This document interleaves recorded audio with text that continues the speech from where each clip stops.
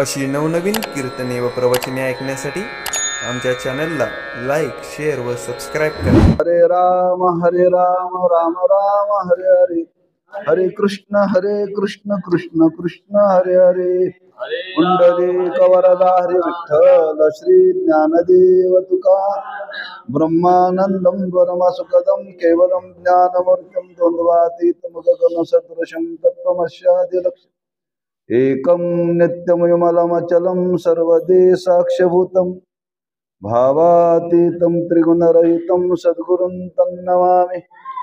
विनायकं गुरुर्नौमि साखरे नाम विश्रुतं. येषां चरणसान्निध्या जीवा मुक्ता भवन्ति. साखरे वंशविख्यातं ज्ञानदानपरायणं विनायकं गुरुवन्दे भववन्द विमुक्तये. कृष्ण विष्णू हरी गोविंद या नामाचे निकळ प्रबंध. माझी आत्मचर्चा विशद उदंड गाते. ग्रंथराज ज्ञानेश्वरी अध्याय 9व्या अध्यायातील 210 क्रमांकाची ओवी आहे. या ओवीतून ज्ञानोबाराय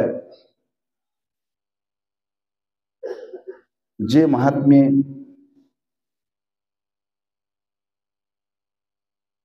बोधाला प्राप्त झालेले आहेत,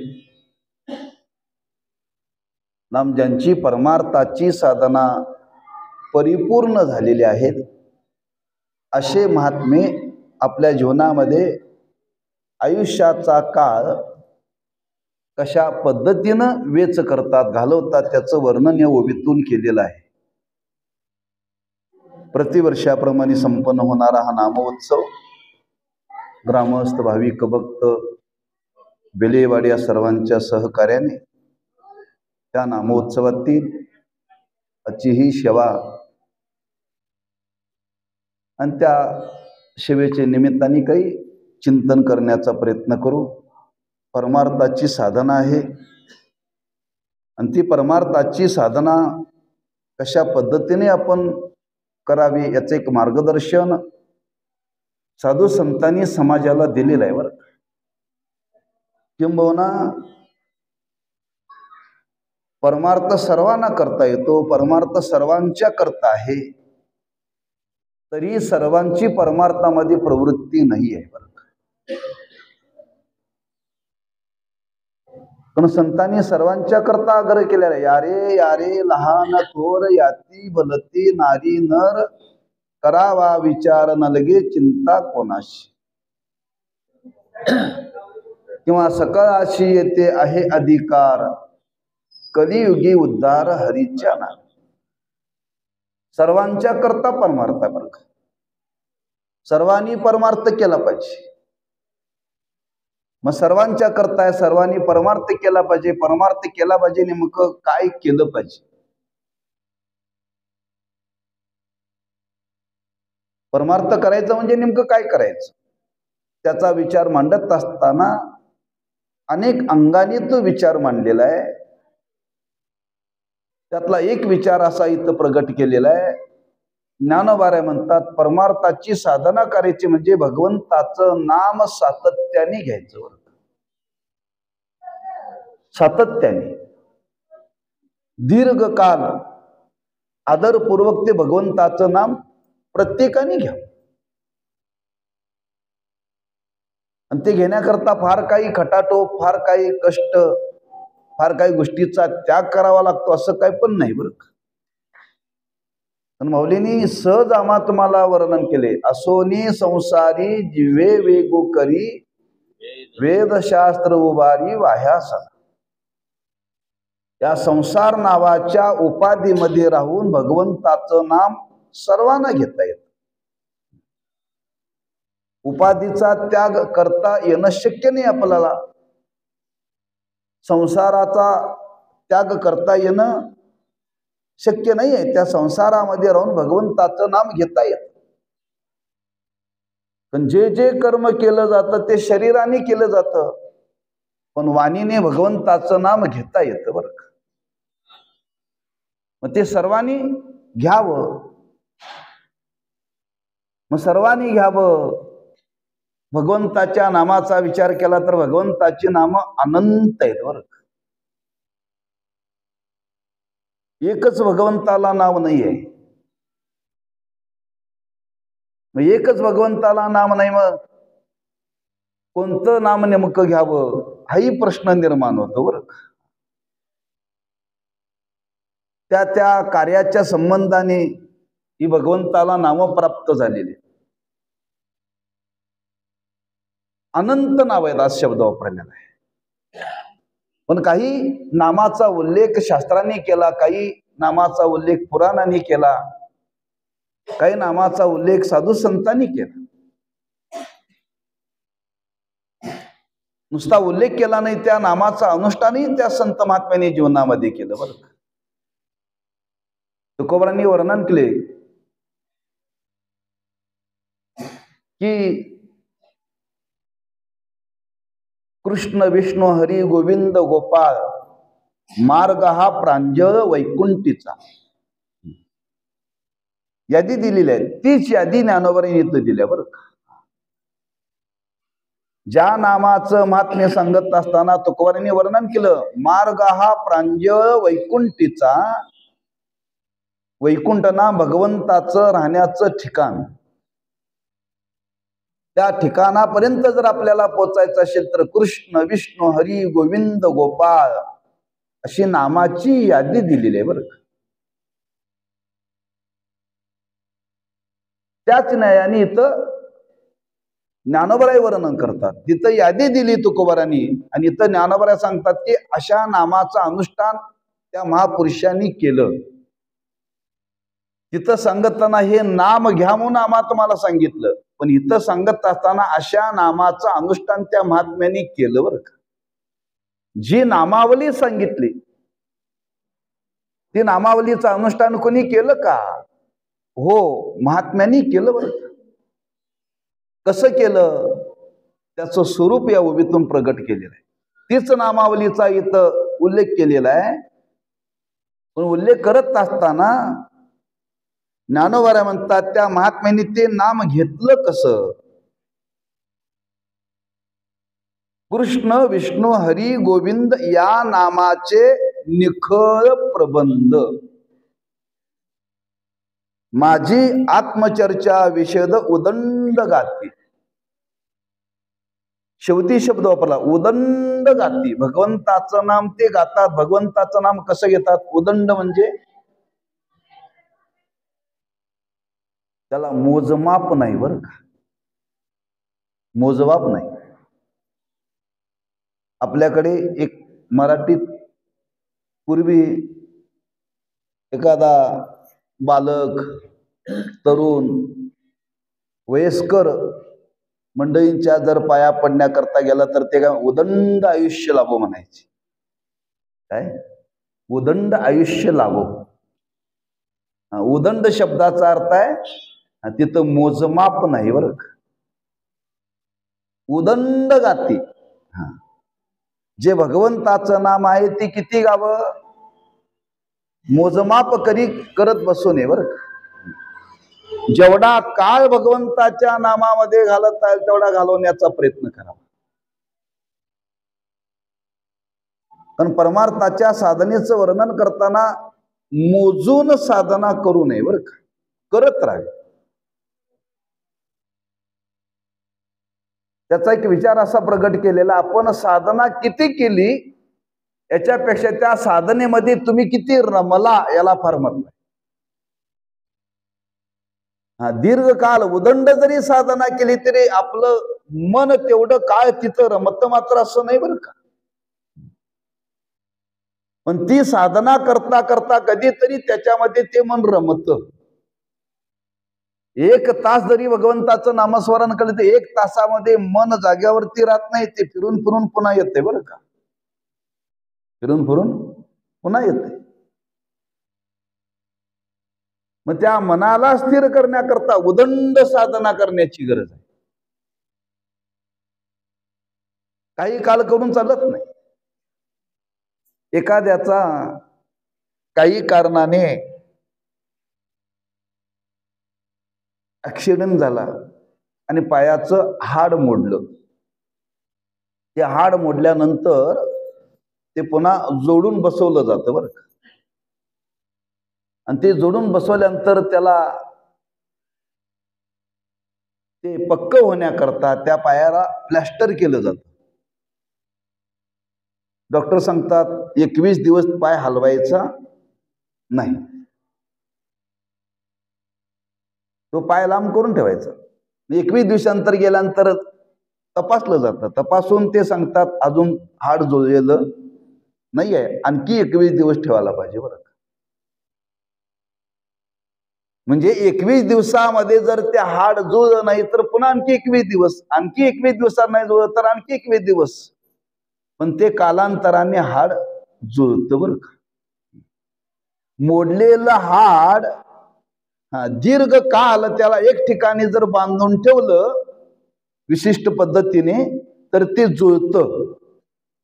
तसं भगवंताचं नाम जर दीर्घ काल जर आपण घेण्याचा प्रयत्न केला तर कालांतराने आपलं मन तिथं स्थिरावतं बरं का. स्थिरावतं, उदंड गाती. त्या भगवंताच्या नामाचं उच्चारण करत असतानाही मंडळी उदंड म्हणजे त्या भगवंताच्या नामाचा मोजमाप नाही. हेच वर्णन तुकोबाराने केलेलं आहे. रामकृष्ण हरी विठ्ठल केशवा मंत्र हा जपावा सर्व का. ज्ञानोबाराने हेच वर्णन केले हरिपाठामध्ये. हरिमुखे म्हणा, हरिमुखे म्हणा, हरिमुखे म्हणा. कुठपर्यंत म्हणा? सप्ताह संपेपर्यंत.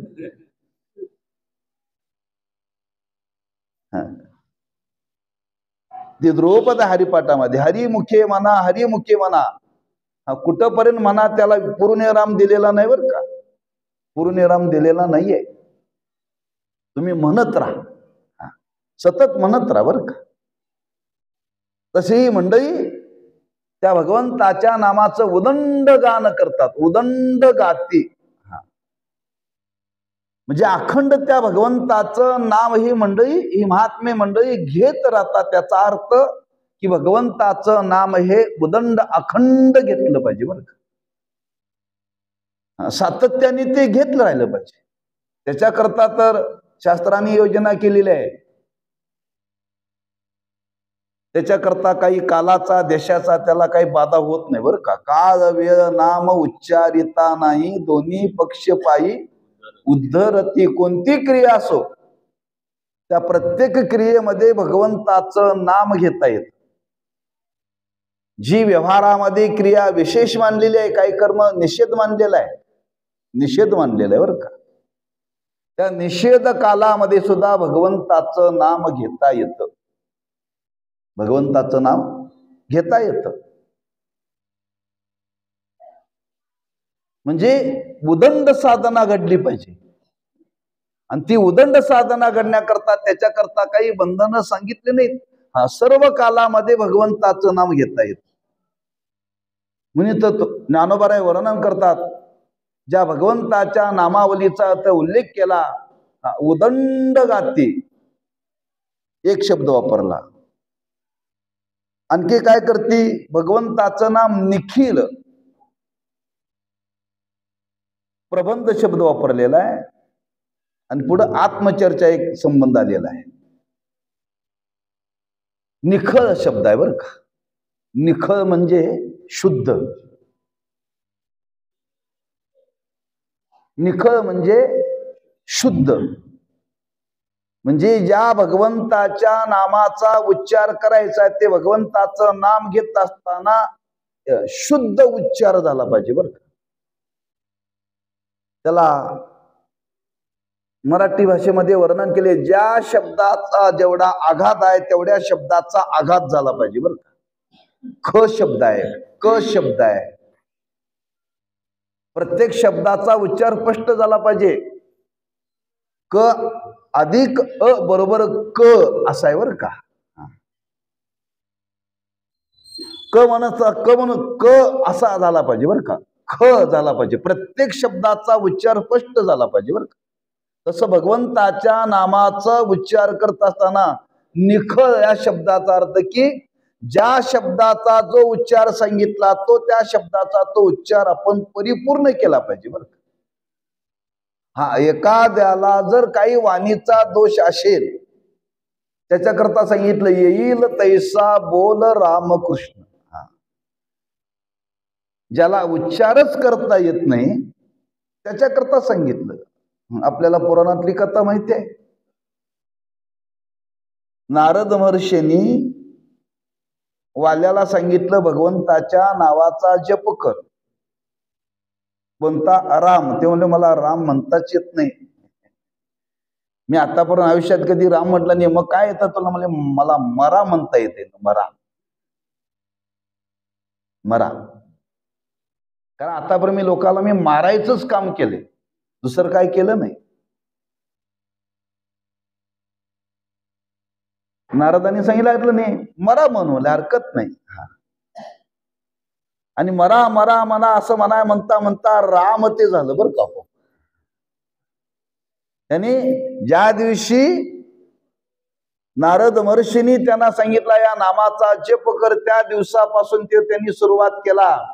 काही दिवसात तो राम झाला शब्द बरं का. आणि किती घेतला? उदंड घेतलं बरं का. ज्यावेळी त्यांना उपदेश केला आणि ज्यावेळी नारद पुन्हा त्या मार्गाने आले तिथं त्या वाल्याच्या अंगावरती मातीचं वारूळ चढलं होतं. किती काळ गेला असेल बघा. म्हणजे ज्याला उच्चार करता येत नाही त्याला जसं तुम्हाला जमेल तसं, पण ज्याला उच्चाराची घनता आहे उच्चार स्पष्ट केला पाहिजे, निखळ म्हणजे शुद्ध. भगवंताच्या नामाचा जेवढा उच्चार करता येईल तेवढा शुद्ध आपण करण्याचा प्रयत्न करावा बरं का. कारण त्या उच्चाराची घनते सांगत असताना असं वर्णन केलेलं आहे, ज्या शब्दामध्ये जो भाव आहे तो उच्चारातून प्रगट होतो बरं का. उच्चारातून प्रगट होतो. त्या उच्चाराचं वर्णन करताना असा एक रामायणामध्ये प्रसंग आहे. प्रभू रामचंद्र आणि लक्ष्मण चालले होते आणि व्याख्यान चालू होतं आणि ते शब्द प्रभू रामचंद्र आणि लक्ष्मणाच्या कानावरती पडले. दोघेही स्तब्ध झाले बरं का. ऐकत जाग्यावरती उभे राहिले. त्या शब्दामध्ये एवढी उच्चाराची घनता होती, एवढी उच्चाराची घनता होती. लक्ष्मणाने विचारलं प्रभू कोण बोलतोय का? अहो उच्चारामध्ये फार घनता आहे, फार शब्दामध्ये वजन आहे मध्ये त्यांच्या बोलण्यामध्ये.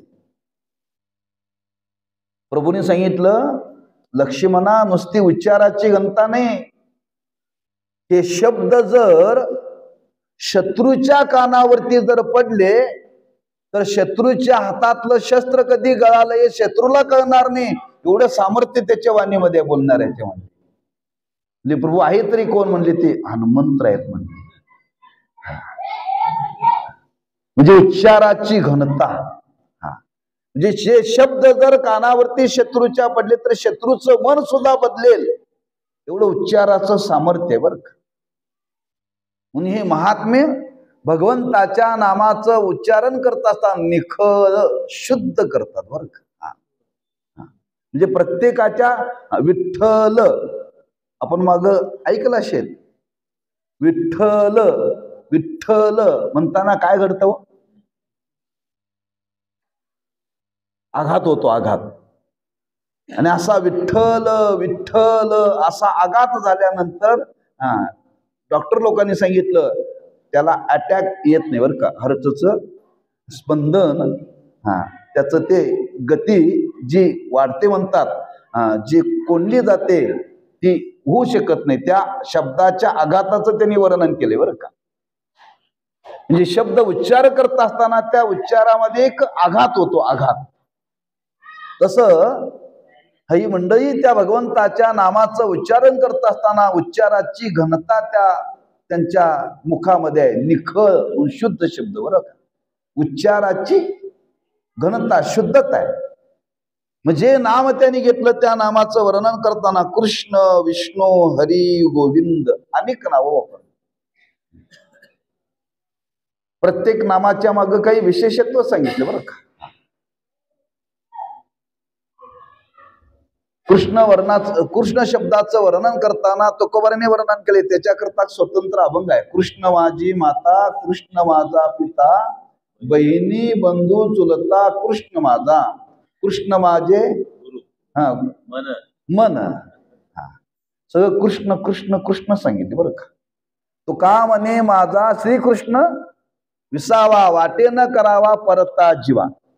माझ्या जीवनामध्ये सर्वस्व आता कृष्णच आहे, एवढी धारणा त्या नामाच्या मागे ती निर्माण होते बरं.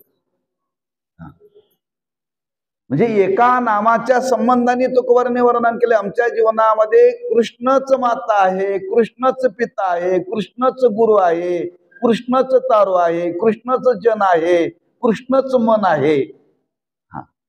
एवढी त्या नामाच्या माग धारणा ठेवून ते नाम घेतलं जातं बरं. प्रत्येक नामाच्या माग असं वर्णन केले बरं. म्हणून कृष्ण संबंधाने वर्णन केलेलं आहे. कृष्ण, विष्णू. विष्णू शब्दाचा विचार केला तर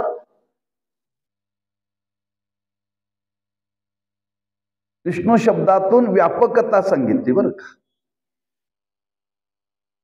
त्या जगामध्ये जो व्यापक रूपाने भरलेला आहे त्याला विष्णू हा एक शब्द वापरला जातो. आणि विष्णू शब्दाचा दुसरा अर्थ सांगत असताना सांगितलं, या जगताचा तो नियंता, गतिर्भरता प्रभू साक्षी, निवास शरणम सुरत, असं वर्णन याच अध्यायामध्ये भगवंतांनी केलेलं आहे. त्या जगताचा तो भरण पोषण करणारा जो कोणी त्याला म्हणतात विष्णू. कोणाला तर विष्णू म्हणत नाहीत बरं का. जगताचा भरण पोषण करणारा जो देव त्याला म्हणतात विष्णू. आणि हाच शब्द मनी मानसी गुण तुकोबाराने वर्णन केले. विष्णुमय जग वैष्णवांचा धर्म, भेदा भेद भ्रम अमंग. तो विष्णूच सर्वत्र भरलेला आहे बरं का. तो या जगताचा नियंता आहे, भरण पोषण करणार आहे बरं का. मग त्या विष्णू नामाच्या मागे हा एक भाव प्रगट केलेला आहे. कृष्ण, विष्णू, हरी. हरी शब्दाचा संबंध सांगत असताना तुकोबारांनी वर्णन केले, हरी म्हणजे हरण करणारा बरं का. हरी म्हणजे कशाचं? दुःखाचं म्हणा, दोषाचं म्हणा, पापाचं म्हणा, अंधाराचं म्हणा, हरण करतो तो हरी. हरीने माझे हरिले चित्त, भार वित्त विसरले, एक अर्थ. हरी शब्दाचं वर्णन करताना तुकोबारांनी वर्णन केले, जो हरी शब्दाचं उच्चारण करतो त्याच्या जीवनामध्ये घडतं काय? हरी हरी तुम्ही म्हणारे सकळ, तेने माया जाळ तुट येईल. म्हणजे मायेच्या बंधनातून निवृत्त करण्याचं सामर्थ्य हरीच्या नामामध्ये आहे बरं. तुकोबारांनी देवाकडे प्रार्थना केली, हरी शब्द वापरला. तेथे माझे हरी का, तेथे माझे नारायणा वृत्ती राहो, तेथे गोविंदा माझी वृत्ती राहो, तेथे विठ्ठला माझी वृत्ती राहो. असा शब्द का वापरला नाही? हरीच का शब्द वापरला? हरी हे हरी आमची जी वृत्ती संसारामध्ये आहे त्या वृत्तीचं तू हरण कर आणि तुझ्या स्वरूपाच्या ठिकाणी स्थिर कर. का हरण करण्याचं सामर्थ्य तुझ्या जवळ आहे म्हणून हरी शब्द वापरला. गोविंद तिथं वापरला नाही बरं का. आणि ती वृत्ती आमची संसारामध्ये आहे. संसारामध्ये असलेली वृत्ती तुझ्या चरणात वस्ती राहिली पाहिजे, पण तिथून ते हरण केली पाहिजे ना. ते हरण करण्याचं सामर्थ्य आमच्या जवळ नाही, देवा तुझ्या जवळ आहे म्हणून हरी शब्दाची रचना केली. कृष्ण, विष्णू, हरी. पुढे वर्णन केलं गोविंद. गोविंद या शब्दाचं वर्णन करताना तुकोबारांनी वर्णन केले की ते मनाला आकर्षित करतं बरं का, मनाला आकर्षित करतं. आपलं मन जर देवाच्या ठिकाणी आकर्षित व्हावं असं जर वाटत असेल तर तुकोबारे म्हणतात एक करा, अविनाश करी आपुली आईशे, लावी मना पिशे विठ्ठलाचे. का म्हटलं नाही? लावी मना पिशे गोविंदाचे. त्या मनाला पिसनाम वेड लावा गोविंदाचं.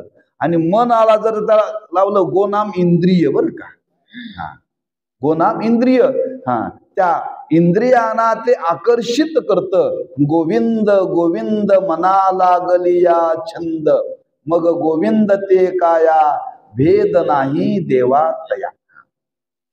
असं प्रत्येक नामाच्या माग त्याचा भाव प्रगट केलाय बरं का. सगळी नावं घेतली तरी चालतात आणि सगळ्यापैकी एखादं नाव घेतलं तरी चालतं बरं का. कृष्ण विष्णू हरी गोविंद या नामाचे निखळ म्हणजे शुद्ध, ते भगवंताचं नाम घेत असताना अतिशय शुद्ध उच्चार त्या प्रत्येक शब्दाचा करावा. प्रबंध शब्द वापरलेला आहे. प्रबंध म्हणजे हा ज्ञानेश्वरीला सुद्धा प्रबंध म्हणतात बरं का. प्रबंध म्हणजे गाथा, विचाराचा साठा जिथे एकत्र केलेला आहे, तसं भगवंताच्या नामाचा साठा एकत्र जिथं केलेला आहे असं ते भगवंताचं नाम, त्याला प्रबंध शब्द वापरला जातो. किंवा आजच्या लौकिक जीवनामध्ये तुम्हाला एखाद्या विषयाविषयी जर डॉक्टरेट करायचं असेल तर त्या एका विषयावरती प्रबंध लिहावा लागतो, प्रबंध लिहावा लागतो बरं का. त्या नामाचं महात्म्य सांगत असताना नामावरती प्रबंध अनेकांनी लिहिला बरं का.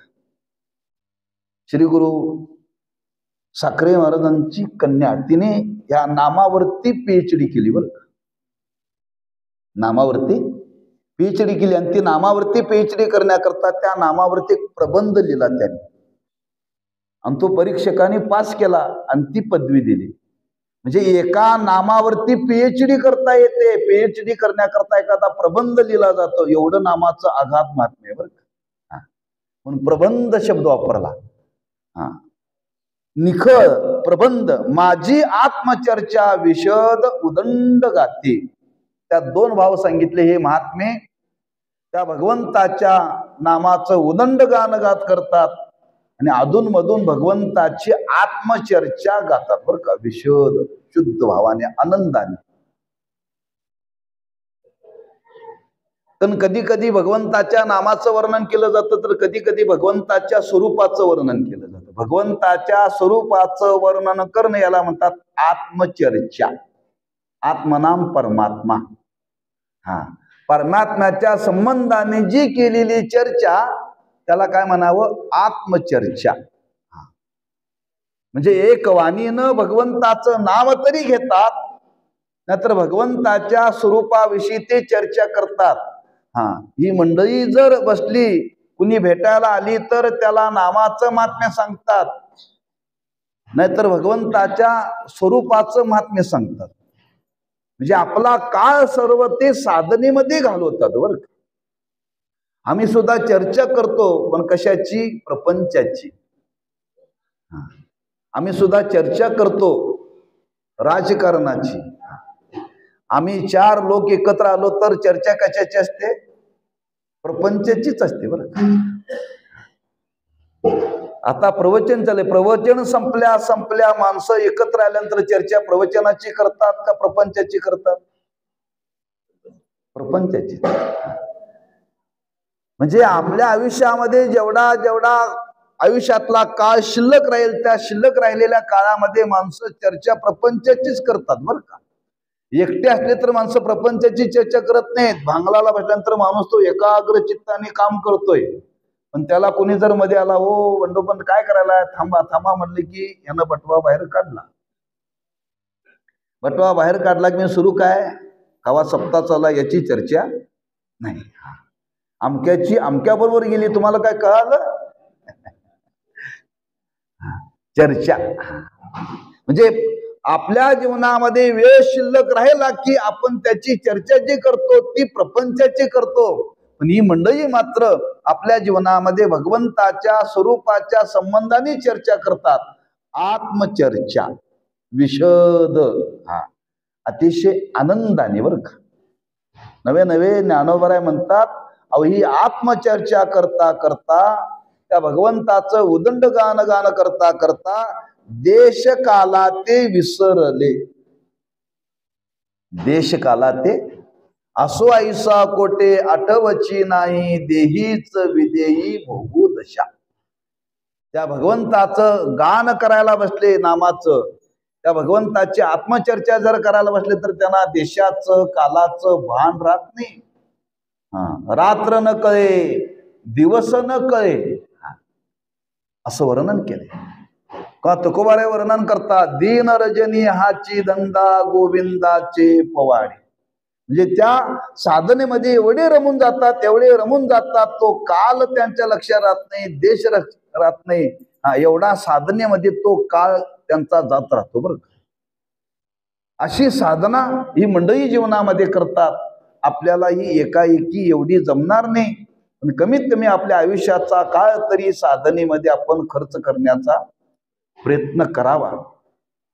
आणि तो प्रयत्न करत असताना त्या भगवंताचं नाम उदंड घालवण्याचा प्रयत्न करावा. 1 तास झाला आज, उद्या 2 तास होईल, परवा 3 तास होईल, असा काही काही आपल्या आयुष्यामध्ये काळ वाढत जाईल बरं का. आणि तो वाढता वाढता एवढा काळ वाढेल, दीर्घ काळ त्याच्यामध्ये जाईल बरं का. आणि अशा पद्धतीने जर आपण त्या भगवंताच्या नामाचं जर गुणगान करण्याकरता जर प्रवृत्त झालो तर काय घडेल, आपल्या जीवनातले दोष निघून जातील बरं का. दोष निघून जातील, आपलं मन शुद्ध होईल, बुद्धी शुद्ध होईल, अंतकरण शुद्ध होईल. सगळे विकार अंतकरणातील निघून जाते बरं का. नामस्मरणाने घडतं काय, सतत नामस्मरण करण्याने.